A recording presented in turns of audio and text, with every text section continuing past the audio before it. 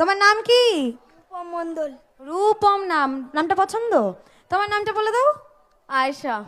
আয়েশা, বাবা হাসলি কেন? তোর গার্লফ্রেন্ডের নাম আয়েশা? তাহলে রূপম, তোমার কোনো দিদি বা বোন আছে? হ্যাঁ আছে। কটা দিদি কটা বোন? একটা বোন। একটা বোন, দিদি নেই। দিদি ছাড়া জীবনটা চলে?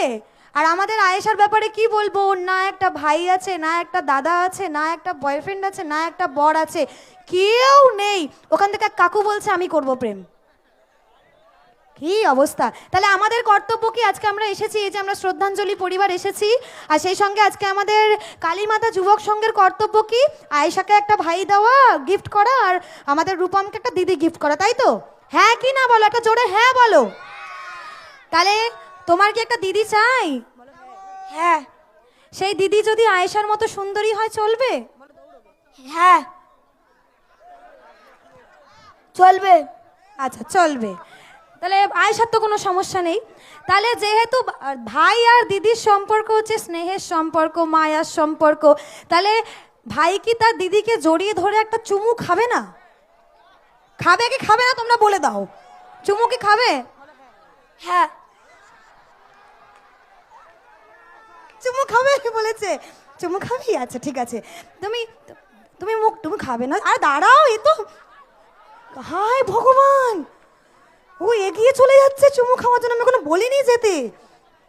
মেয়েদের নাকটা পুরো ডুবিয়ে দিল, কি বলবো। তুমি এখানে দাঁড়িয়ে পড়ো এইদিকে, হ্যাঁ এইদিকে, ওর দিকে ঘুরে, এর দিকে ঘুরে। তুমি শাহরুখ খানকে চেনো তো? আরে রেডি দাঁড়াও, আমি বলবো। শাহরুখ খান কেমন করে? এই যে এরকম একটা, ওটা করো দেখি দু হাত দিয়ে।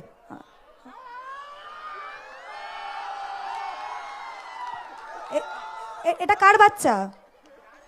এটা কার বাচ্চা?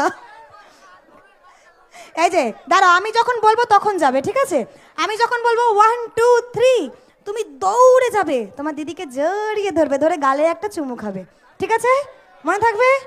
সাবধানে, আবার ধাক্কা মেরে ওখানে ফেলে দিও না। সাউন্ডের দাদারা আছে আমাদের।